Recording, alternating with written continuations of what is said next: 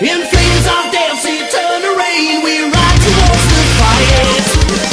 And the darkness is falling down, and the times are tough, alright. The sound of evil laughter falls around the world tonight. Fighting hard, fighting on for the steel, through the wastelands evermore. The skeleton souls will feel the hell that's wasted on the shores. On the blackest flames in hell's domain, we watch the as they go.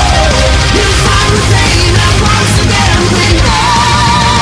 So now we fly, yeah, we're free. We're free before the thunderstorm. On towards the wilderness, our quest carries on. Far beyond the sundown, far beyond the moonlight. Deep inside our hearts and all our souls. So far away, we wait for the day, yeah. For the light's all so wasted and gone. We feel the pain of a lifetime lost in 1,000 days. Through the fire and the flames we carry on.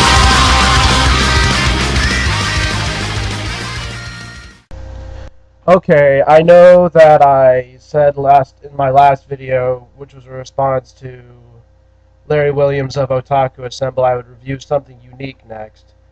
Problem is, the thing I had in mind, I haven't read the manga, I've only seen the anime, but I have a friend who has read the manga, and in order for me to complete the review, he needs to get over here to where I'm recording this, and he's not going to be able to for a while, but he will. So I will be able to complete the review eventually, but not right now. So I decided I'd make a review over Bleach, because I made a review over Bleach a while ago, but I didn't like the review, so I'm kind of redoing it, except for this time I'm going to be going more in depth on my opinion of it. But I'm gonna do it kind of like Renegade does his Naruto Shippuden reviews, where he takes scanlations of the manga and then talks about and discusses each little section of the thing and kind of just sums it up real nicely. The thing is, I don't like scanlations, but for the sake of this review, I am going to use them. But do keep in mind, I'm only reviewing the manga that I have bought. So as I am reading this volume 1 of the scanlation, I'm holding the real thing in my hands right now. Okay, and with that said, let's get the Bleach review on its way. We start with volume 1 of Bleach, and when we open it up, we get a poem about the main character, Ichigo Kurosaki. In the manga I'm holding right now, it says, "We fear that which we cannot see," which is a pretty popular phrase about ghosts. And the scanlation says something else. I kind of actually like what the scanlation says better, but for the sake of this review, I'm just going to go with what Shonen Jump's saying here and use the scanlations to just kind of illustrate what I'm talking about. Okay, first page, we see a butterfly. It's one of the hell butterflies, and then I assume it's a map. There's nothing written on it, so I have no idea what she's holding here. And then Rukia says, I see. I feel a strong spiritual activity. And then she goes off on her own way, and we don't see her for a little while. She'll be back soon. Okay, we're going to get into a part where they're going to introduce Ichigo. But before we do, I'm going to ask you guys something. You know that whenever you're writing a story, you need to introduce the main character with a lasting impression. The first impression is always a lasting impression. Now, you know, One Piece has a lot of goofy moments, and they introduce Luffy coming out of a barrel because he's a very goofy character sometimes. I mean, he has his serious moments, but your first impression of him is he's kind of weird.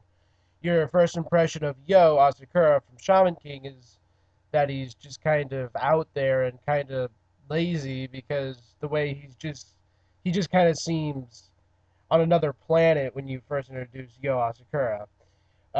Naruto, when you introduce him, he's your first impression is actually really bad, and this is where a lot of people get off of Naruto, is because you see they hate him because he's always complaining and stuff, and then his character does a complete 360 later on in the series. But now we're reviewing Bleach here. So, what kind of impression do you want to make to first introduce Ichigo Kurosaki, a guy who almost spends all of his time in his mind in the battlefield? That's right. You introduce him kicking ass. Um, this scene really turned me off of the Bleach manga, and this is kind of why I didn't want to pick it up at first, because I read the first couple of pages, and I'm like, ugh, this guy's just fighting. And what I find funny about this scene is it's trying to introduce who he is, and it's showing Ichigo Kurosaki, age 15, high school, blah blah blah, da da da da, orange hair. You're giving his profile as he's beating these people up. Then later on, you find out he did it for a girl. Not one that's alive, mind you, but a dead one. For you see, you find out he is able to see ghosts, and because of this, he's one of the few people in the world that can see ghosts. In fact, his dad claims to be jealous of him because of it. But anyways, Ichigo is able to see ghosts, and so he did it for this girl because these guys knocked down their face. Which right now that all makes sense, right? Except you see these two dudes are screaming. Why? Can they see her? If they can see her, then then it doesn't make sense. Why are they if they're able to see her, why are they able to see her? Why are they screaming? If Ichigo's supposed to be the only person on the planet so far that can see ghosts, basically. At least the only person in this town, as far as the story is going. So these people should not be screaming because he said you better apologize to her, because for them to see her is a contradiction of the story itself. For the rest of the story, for what's laid out later on, I mean. Okay? And she says, "Thank you. I told you to beat them up. Thank you for chasing them away." He's like, "Sorry about using you like this." "Oh, nah. It's okay." But how are they able to see her? I can't get over this. This boggles my mind. They shouldn't be able to see her. And if they're not seeing her, then why are they screaming? They weren't screaming before because he just kicked their ass. Are they screaming because he can see ghosts? Well, then he's just crazy, in their opinion. But they don't know that. I don't get it. Okay, so ignoring the fact that those guys saw her, it may be. We don't know. It doesn't really say why they're screaming. I'm just a little confused. Um, Ignoring that, Ichigo then tells her, I'll get you some new flowers soon, fix the vase up, and you'll be fine." And it appears like she's bleeding. I guess ghosts still have the injury they take on when they die. That's what I'm assuming here from the fact that she's like got blood down the side of her face. I doubt that the fact they knocked over the vase is making her bleed. That wouldn't make sense at all unless they, explain why. They don't explain why she's bleeding down the side of her face, but you know, and then he tells her, "Hurry up and go to heaven because, ghosts need to go to heaven, I suppose."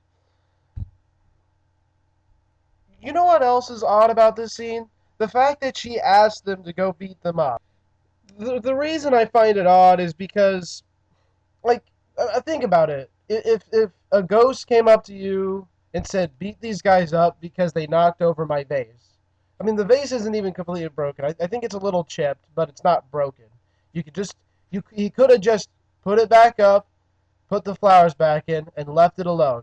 But no, we had to open it up with Ichigo kicking these guys' ass. I know it's to make him seem noble, but I find it odd that this little girl would ask the first guy that can see her to go beat up these guys because they did something so small as tipping over a vase. I just find this whole scene odd. But the next scene is equally as awkward. Because now Ichigo is just getting home. And he gets a really rude welcome from his father. And now this is a reoccurring thing in both the anime and the manga. His dad will try to surprise attack him for something minor, and in this case, it's him being late for dinner, which is at 7 o'clock at their house, and he's 30 minutes late.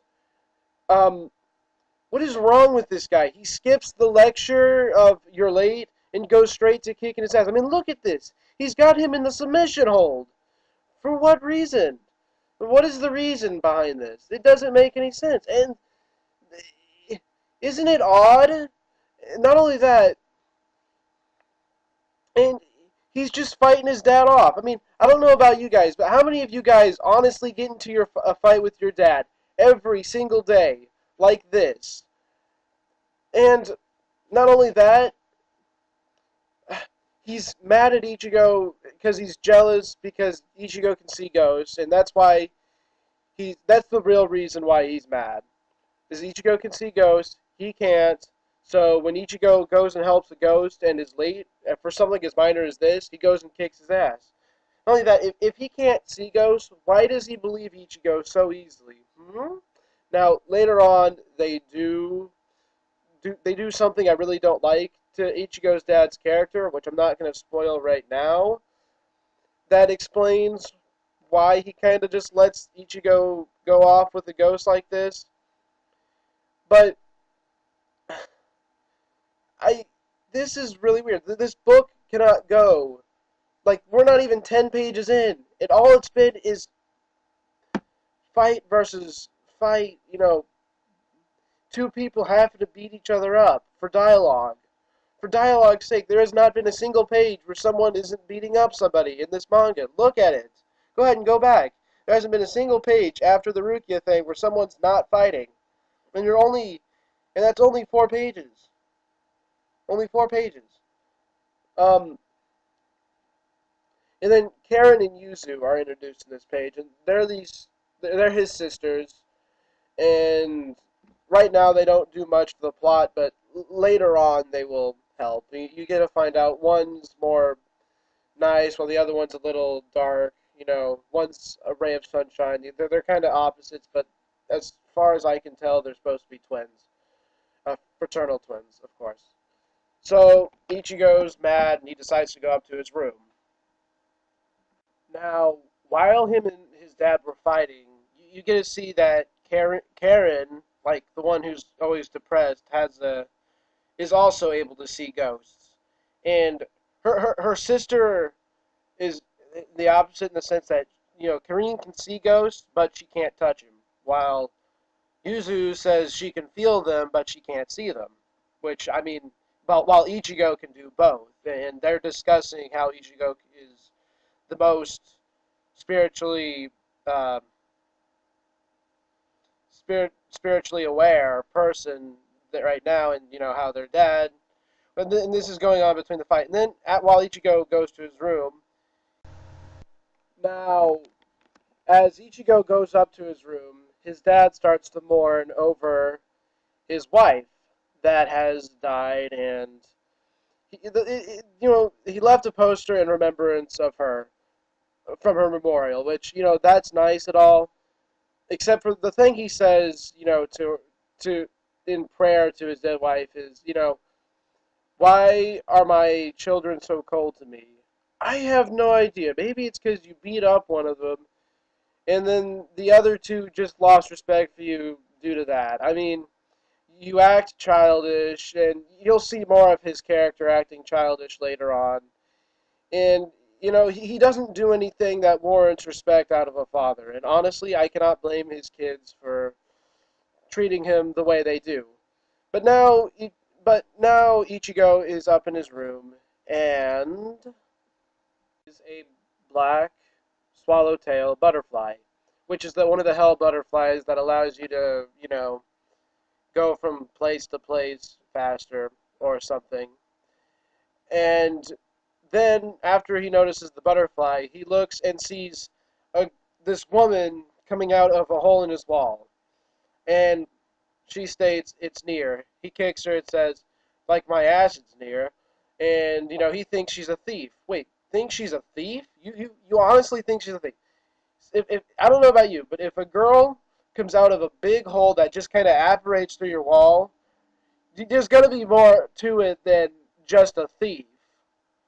And then his dad interrupts him to, you know, interrupts him beating her up to tell him to keep it down because, he's crying over his dead wife. Well, he's not, really. He's crying over the fact that his children don't love him, which is funny because you're beating up the very thing you're trying to make love you. Anyways, and then they establish that she must be a ghost because he doesn't see her. She then explains that she's a Soul Reaper, or Shinigami in the Japanese version, and she goes on to explain what exactly a Soul Reaper is. But before we see that, we see the little girl who just got, who Ichigo had just helped, is now being attacked by a monster we don't know about. We just see her being attacked by something. Ichigo then asks a really, really good question. He asks, why is it, if you're a Soul Reaper and I've seen ghosts all my life, how's come I've never seen a Soul Reaper before? And Rukia doesn't give him an answer to that. They just kind of skip by that. He asks, and then she just goes on to say, well, you can see me, but you've seen spirits, but you don't believe in me. He says, I don't believe in something I haven't seen before. I think you're just a ghost playing some little game. So why don't you go play somewhere else? And then she gets mad. She feels insulted. Tells him, I have lived 3 times the amount of lives you have, and I would kill you right here, right now, except for the Soul Society's laws won't let me. Wait, you're just gonna kill him? Like honestly, you're gonna pull your sword out and kill him? Again, why does everyone gotta be so violent in this first chapter? She's not always like this. And then she pulls out her sword, but it's a false alarm. Apparently there was a spirit that was following Ichigo, and then she sends it to the Soul Society using she uses the butt of the blade and hits his forehead with it. It's called Soul Burial, or in the scanlation, I forget what's called in the manga, and I don't feel like looking it up right now. Rukia goes on to explain what Soul Reapers are and what their duties are, but not before drawing a funny mustache on his face because he made fun of her drawings. Um, while in the middle of this, she mentions that there was a hollow around. He's like, "Well, why don't you go get it?" And she's like, "Well, I can't sense him anymore." Then he hears the howl before she does, and she wonders, well, how can he hear it before I do?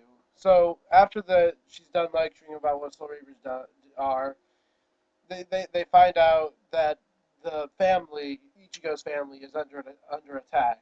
So by the monster, the Hollow. So Ichigo decides to break the restraint. She tells him he's gonna kill himself trying to break it, but he manages to break the spell she put on him, and goes off to fight the Hollow with a baseball bat. Ichigo gets downstairs, finds out that the Hollow has almost killed all of his family, but it hasn't killed all of them. He proceeds to try and fight it. He nearly gets hurt, but Rukia comes and saves him, tells him to just try and crack the thing's skull open. The only way you can fight it. But she also tells him, I'm the one who's supposed to fight it, not you, because a baseball bat will not work against the Hollow. Like an idiot, he tries anyways. She saves him again. Think about that. She saves him twice from the Hollow, and he's risking his own life, telling the Hollow, "Bring it on! I'm the one you want to kill." Because she explains that he has the high pressure, so it's after him, and she's trying to protect him, and then she gets wounded pretty badly, and she tells him to stab himself to become a Soul Reaper, to take part of her powers. He does this. Now keep this in mind. She was just trying to stop him from fighting the Hollow and protect him. But now that she is unable to, she's having him, the person she tried to protect, fight the Hollow, and giving him part of her powers. It's not completely dumb, but it is a little, I don't know, it is a little contradictory, but not too bad. Then he becomes a Soul Reaper, cuts the thing, and saves the day. Now, I just want to say I congratulate anybody who's made it this far in this review, because for the most part, I've just been sitting there and rambling on about stuff that happened in the chapter. And honestly, if you want to find out what happened in the chapter, you could have read it yourself. You don't need to listen to me. You go blah, blah, blah, blah, blah. So, I'm going to continue on to chapter 2 now. But anytime that you feel like I'm just saying what's going on in the chapter without elaborating on my personal thoughts. If I'm not entertaining you, or at least if you're not getting something out of this review, and it just sounds like I'm just sitting there saying what happens in the chapters, you can just go read them yourself and leave this video now, okay? But if you're actually getting partially entertained by this, then go ahead and stay. And I apologize to anybody who had watched this video and has been bored, whatever. Let's continue on. When our hero awakes, he finds that his family has become zombies. They're going to gouge his eyes out and eat his brains because he didn't save them in time. Apparently, the Hollows turn people into zombies. Oh, wait, nope, it's just a bad dream. Instead, he wakes up to this, a fate much worse than his family turning to zombies. His dad's stanky feet getting all up in his face. So what does he do? He flips his dad over like normal because this is an everyday thing. And he asks his dad, where's dad about his wounds? His dad doesn't know about anything. And they go outside. They get outside, and out of 1,000 reactions that the family could have, none of them have the right reaction. One of them's just happy no one got hurt, which that's not fine, but he's actually kind of smiling about it because he gets to work on something. Instead of being a doctor and saving lives, he wants to do construction work on his own house. I mean, what are people going to this hospital going to think when they go by close to the clinic and there's a big gaping hole there, and the doctor is too busy fixing it? Then another one's more worried about breakfast than the hole itself, and then one of them's just worried about having to pay the bills on it. And mad that the criminal got away. Mad the criminal got away? Like, there's a big gaping hole in your house, and no one is upset about it, except for Ichigo. Except for Ichigo knows what was caused by the hole. So he figures out that Rukia must have erased his family's memories of the event, and that she must have healed them too. Okay, now Ichigo is going to head off to high school, and you're going to get to see what his everyday life in high school is like and what his friends are like there. But for right now, it only introduces like one or two of his friends per high school scene, and instead of me just waiting for each character to come and then describing my personal opinion on them, I'm just going to go and explain all of his friends right here, right now, so that you get a good understanding of the people he hangs around with. The first person I'm going to mention is Orihime. She's mostly remembered for her big boobs. Like, that's what everyone recognizes her for. She's not very smart. She tends to let her imagination get the best of her, and she's probably my least favorite of all of Ichigo's friends. She's not a terrible character, but she tends to just blah blah blah. Um, yeah, her backstory's kind of interesting, but um, her thing for Ichigo just kind of is a little obnoxious, in my opinion, and I'll explain why when we get to that point. Okay, the next friend of his you get to meet is Tatsuki. Now she is the tomboy of the group. She studies karate, so she could probably kick any of their asses, including Ichigo. Um, she she can get a little hot-headed, but she's very protective of Orihime, and her heart's in the right place as long as you don't mess with her too much. Alright, and then there's Keigo, who's personally my favorite of Ichigo's friends. Because he's like the comic relief of the group.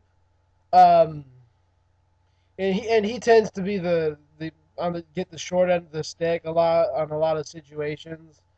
especially when it comes to him trying to get girls with Mizuru, because it's he just tends to get the short. He's just not very lucky. Sorry for that stuttering there. Um, Kago, what's nice about him is when this in this show where they take everything so seriously, it's nice to have a little comic relief to kind of breathe a little. And I was really sad when he didn't get to become part of the next arc, and he just kind of got thrown away as a character. Sorry to spoil that, but that's basically what happens. And then next is Mizuro, who basically spends almost all of his time trying to pick up chicks, and I don't know, because he's so darn cute, but he's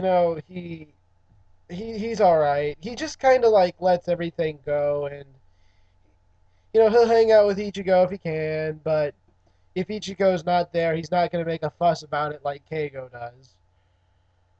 And he tends to stay out of other people's business, while Keigo kind of tends to, you know, put his put put his 2 cents in on everything and everyone. Which is funny that him and Mizuru kind of get paired often.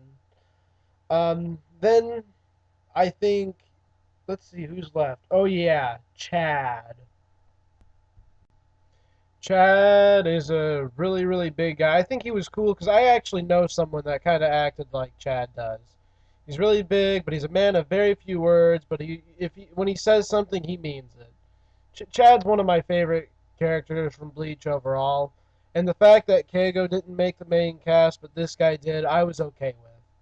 You know, the fact that this guy made it, I was really happy because Chad is just this really cool. There aren't. He's from Mexico. How many Mexican Japanese have you ever heard of? I haven't heard of very many. I like Chad's character. I think that there isn't much to talk about him. He's one of those characters you kind of have to watch and learn about for yourself to understand the whole meaning of Chad.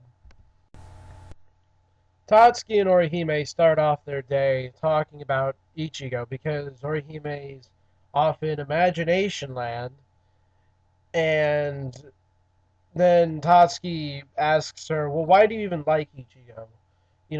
He's rude and blah blah blah." And then Ichigo, no, no, and then Orihime explains that she thinks Ichigo's face is funny. And that's all she says.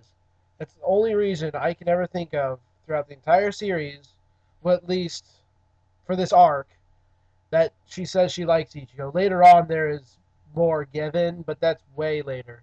Um, that's her only reason for liking Ichigo. Are you kidding? That's it? And what's funny about it is she imagines this like John Travolta face, and it goes through one of the weirdest morphing chains I have ever seen. You know how something starts off one way and it ends up another, and it shows the steps. Yeah, she has this imagination process that is just. She must be doing drugs to be thinking of this stuff. Honestly.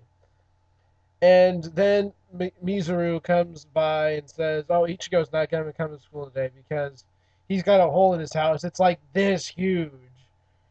And then, to our surprise, Ichigo does come to school. At he at third period, so he's a little late. He sits down at his desk to find.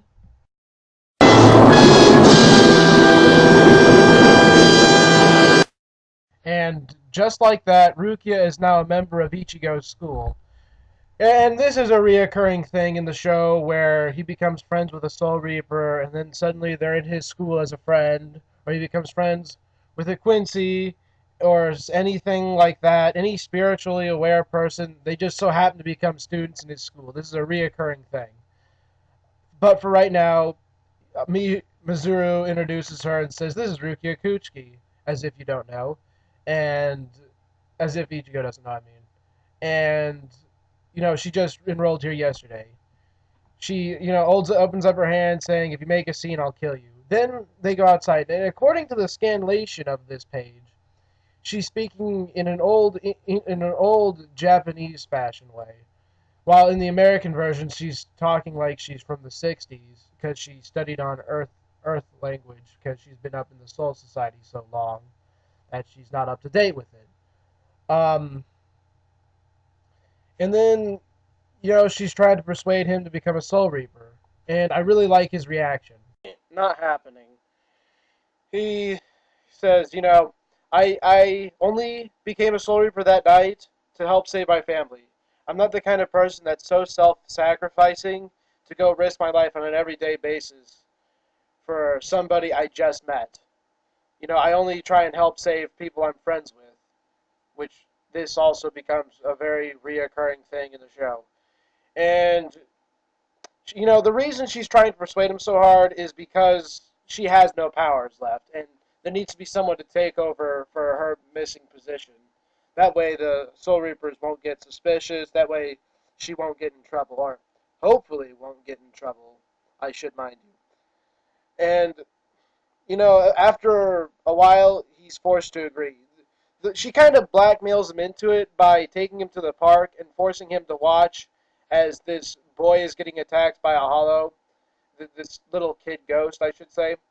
And if he goes to help him, then he has to help every single other soul in the tri-state area, basically.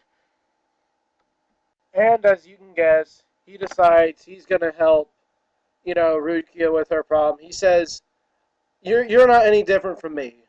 You know what? I'm going to help what I can because I owe you for helping me save my family's life that night. But that doesn't mean I'm going to be a Soul Reaper forever. And with that said, that ends Chapter 2 of Bleach. Now let's go straight to Chapter 3. Okay, the first thing we see in Chapter 3 is Orihime getting ran over by a car because she wasn't paying attention. Like always. And then it cuts straight to Ichigo and Rukia training because he's going to be a Soul Reaper now and he needs to know how to fight like a Soul Reaper. It's a pretty comedic moment. You know, Ichigo complains because she has drawn these balls um, on him. One's a hand and one's a head, and he's only supposed to hit the ones that are shaped like heads. And he complains because he can't tell the difference. And honestly, if they're moving that fast, they're being shot out with a machine. There's a pitching machine. There's no way he'd be able to tell. Next, Orihime notices him and decides to scare the bejeebus out of him. I'm sorry. I couldn't resist. Then Orihime, they talk with her, and they figure out that she got injured by a car because she wasn't paying attention. And then, for some reason, Rukia has a strange interest in Orihime's her personal life, and asks Ichigo about it. And then Ichigo explains that her brother died in a car wreck, which is kind of ironic. And then they decide to go home. Ichigo asks her, "Well, where do you even live?" But where this leads to is great. So, but Rukia, makes fun of him for asking where she lived. So he just says, "Oh, who cares?" Then he goes home. While he's at his house, he goes up the stairs, and then his sister asks if she had been stealing, if he had seen her clothes, and he's like, "No, why would I know about them?" And then she asks why he wouldn't take a bath with her. Yeah, okay. A little awkward. And then, of course, I don't have a younger sister, so I'm not exactly sure about that, but I'm sure it would have ended long before 5th grade. Okay. And then you see Rukia just kind of sitting there somewhere. And then she gets an order. And then Ichigo proceeds to wonder what's that source of that mysterious ticking noise. And no, it's not a pipe bomb. Instead, it's Rukia in the closet. He gets real nervous. And let's just pause for a second because stuff starts moving real fast here. Rukia has been living in his closet for I assume, since that night. And some time has supposed to have gone by during this. At least 3 days has gone by since that event. And she has been stealing Yuzu's clothes because he mentions that her, that she's wearing Yuzu's pajamas, the ones that she was looking for, along with the dress. And you don't notice that someone's living in your closet? Not only that, why is she living in the closet? I know, it's so she can stay close to Ichigo. But, my god. Well, what if he was doing something, dirty? I mean, what if, or not even that, just, she could be spying on him. She actually kind of wasted a really good opportunity to spy on him because he was so oblivious of her being in the closet. But let's ignore that. Okay. Then next, she mentions there's a hollow. He's like, where? Right now. And then it just comes after him. She manages to turn him into a Soul Reaper just in the nick of time as this giant hand emerges from his bed to like grab at him. And then, he proceeds to fight the hollow as it's like destroying his room. And he doesn't cut it deep enough. And then Rukia proceeds to tell him that all hollows were living people once. And here's the thing. Maybe some people didn't realize this, but I thought it was kind of obvious at this point. I honestly think that if if if you know that the normal ghosts were living people once, why wouldn't you assume that the hollows were also living people once? I mean, I had already assumed it, but this chapter has been made to confirm it. That's the whole point of this little chapter here. And I mean, I have to ask, how do you not think that? But anyways, when he cuts the hollow, he realizes it was actually Orihime's brother, and that's why this is all being brought up, because he couldn't believe it was actually Orihime's brother underneath the mask. And then you get to see Orihime's room, and then the teddy bear rips in half because it's cursed. Okay, it doesn't rip in half, but it rips because it's cursed. You'll be the first to die. In the next chapter, they decide to save Orihime from the hollow. That is her brother. And then we get to see Tatsuki talking to Orihime. And Tatsuki goes from helping Orihime with her relations problem to talking about taking that guy down. Pound him. Man, Tatsuki's got some issues. Oh well. And then, they're doing the normal girl talk, blah, blah, blah. Then she's like, then she asks,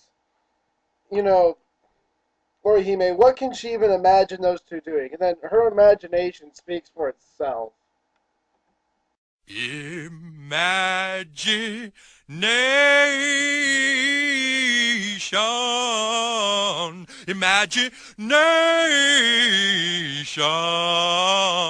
imagination, imagination, imagination, imagination. Imagination, imagination, imagination, imagination, imagination, imagination, imagination. Are you gonna take us somewhere or not? Sorry, Kyle, I kinda got carried away with that joke. Okay, so now we get back from Imagination Land in Orihime's head, and we find that the bear has been dropped and has started bleeding. Hail Satan! Isn't anybody else worried about the evil teddy bear? And then a hand just appears right out of the teddy bear. Man, the hand can just appear anywhere. I mean, out of anywhere, really. The bed, the teddy bear, where's it going to come out of next? Oh well. And then, basically, Ichigo and Rukia go off to save the day, but they don't get there in time before the Hollow has taken Orihime's soul and separated it. And, her and Tatsuki try to hold the thing off. But then Ichigo gets there to save the day. And there's a lot of good action in this whole scene, these chapters. I think it's like 2 chapters. And there's really nothing wrong with it. I really like the part where Ichigo mentions that big brothers are there to to help their little sisters and defend them, not to hurt them. And he's trying to get through the Hollow's head that he's not really who he's acting like. It's just what happened to his soul. And you know, near the end, when Orihime has realized that the Hollow is her brother, and you get to see her flashback, and honestly, this is like the highlight of Volume 1, in my opinion. Probably the most, the best part of Volume 1, I would say. Her flashback, I'll say this. I actually really like it a lot, and I find nothing wrong with it. I think there should have been more given than there was, because it was kind of narrative. I think it would have been better if we would have got to see it from less of a narrative style, but that's just me. Uh, and then she just the next day she forgets about all the events, and that's basically it. I didn't feel like saying anything more because there was really nothing more in this whole thing that was worth mentioning. Now I'm gonna get started with the next arc, the parakeet arc. Okay. Then next, Chad and his I suppose this is his makeshift family, but it never says for sure. But you see him hanging out with these guys later. So far where I'm at, it hasn't really given much of a background on Chad's home life at the present. It shows his past, but not his present. Anyways, they somehow one of his friends has managed to come across a cursed parakeet, and they're sitting there discussing. Well, I don't really want to keep this thing, and he's trying to push it off on the other two.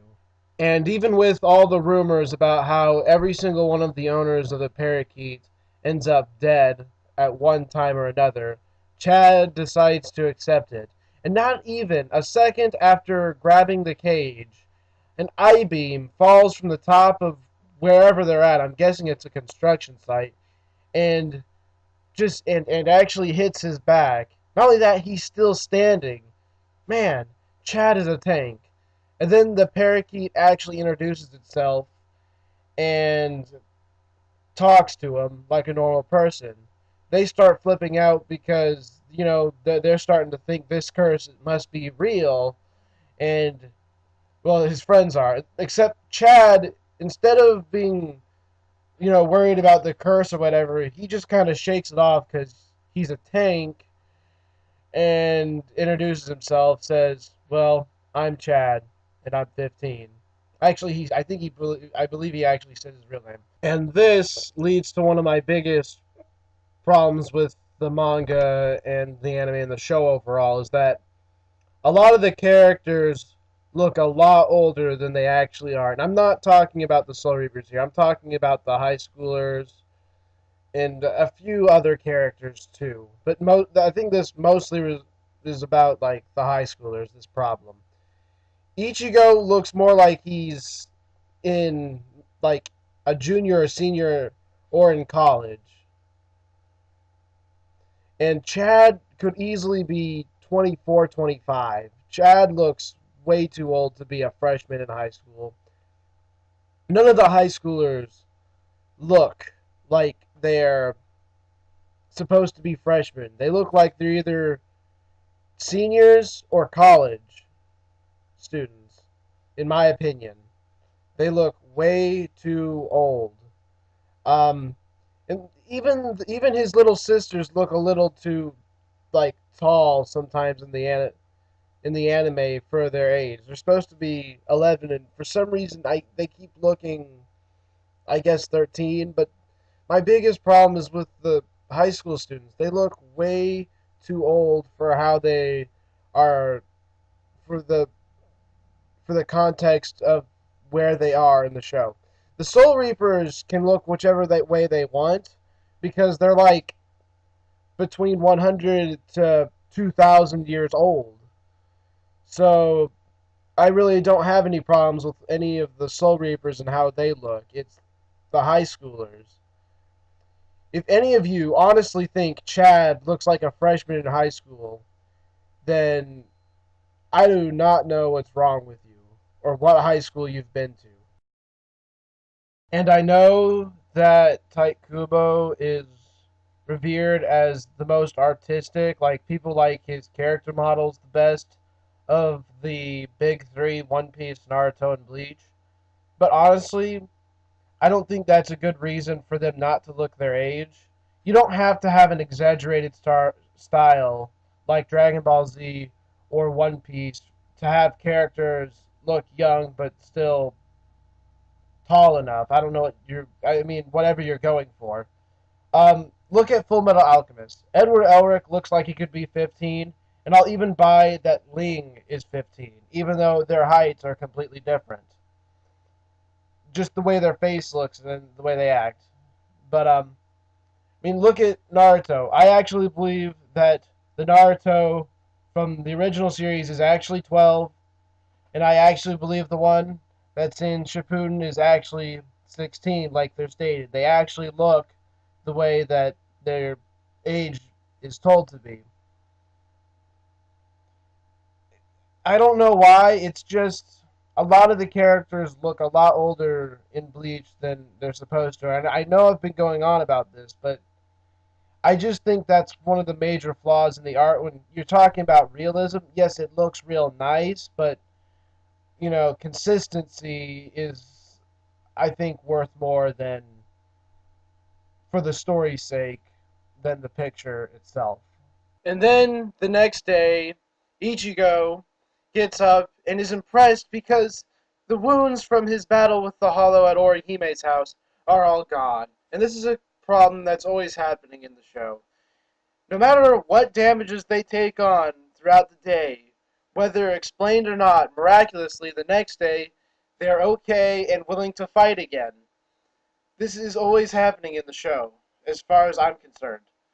And it's just, in a show where there's so many ways to get healed, because you'll see what I'm talking about too if you do not already know. There's no there's nothing to worry about the battles because there's no sense of danger because they're just going to get healed at the end of them anyways. It doesn't matter whether he wins with scars of defeat or not. The scars will vanish. Um, then, um, then they're just sitting around, and Rukia is mentions, "Well, I was really good at ketos in school, and that's why I was able to heal you so well." And then he's like, "There's a school for Soul Reapers," and she says, "Yeah." And then he tries to get her to drink a juice box, and she has no idea how to operate a juice box. And I know this is something that me and Lord of the Frost 9999 already covered in our little joke video about the captains in the meeting room, but they have advanced computer systems in the Soul Society. How can they not understand how to operate a juice box?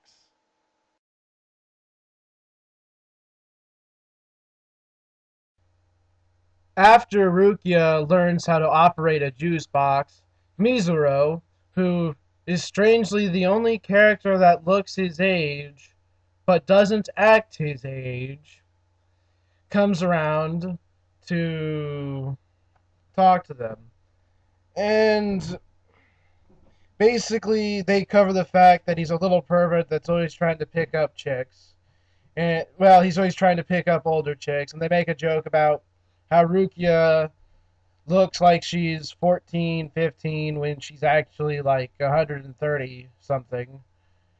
And then Keigo comes around and congratulates Ichigo on hanging out with Rukia so much to the point where it looks like they're dating. And Ichigo ignores him. And then then what I swear looks like a retarded Bart Simpson and a Dermadol version of Harima Kenji from School Rumble come by. Basically, Bart Simpson, as a adult here, is mad because Ichigo has the same hair color that he does.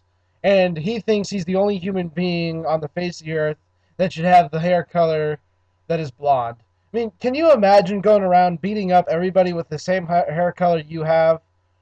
My God, that would just take forever. Not only that, you'd be destroying, like, I don't know, at least 20% of the population. But besides the point, there aren't very many blonde people in Japan. So, and that's what the controversy here is that's being called attention to. And then Keigo, being the only sane one here at the moment, decides to calm the guy down, tell him, hey, relax, it's okay, anybody can have blonde hair. And we already know that you're the strongest. He's trying to stroke his ego so the guy lets Ichigo go. But what does Ichigo do instead? Remember how he was introduced, kicking ass. So he says, I'll kick your ass to next Sunday. And then they're about to fight, and he brings out this wussy pair of brass knuckles. I mean, swear, look at those things. I've seen manlier brass knuckles in kindergarten. And then Chad, remember, he had just got an I-beam dropped on him, is all fine, and just tosses the guy over like nothing. Chad had an I-beam drop on his shoulders, and he tosses the guy, literally picks the guy up and tosses him away. And then they leave the guys alone, because Chad is such a freaking tank that he can pick up this guy and toss him like that. I'm going to call BS on Chad being okay. It's okay for Ichigo to have healed because Rukia gave an explanation. Chad had an I-beam dropped on his shoulders. I know, I should just let it go. I can't. I'm still confused. Chad decides to greet the rest of the group and sits down with them for lunch with his new pet parakeet. Ichigo asks him, hey Chad, how did you hurt your arm? And Chad says, oh, a motorcycle ran over me before I got to school today. Man, him and Orihime really need to learn to look both ways before crossing the street. Then Chad explains, and since I hurt the guy that ran over me, I had to carry him to the hospital before I came here, and that's why I'm late to school today. Do I even have to say anything more about Chad being the biggest tank ever? And then the parrot starts talking and everyone gets acquainted with it. And Rukia tells Ichigo that she senses a second soul in it.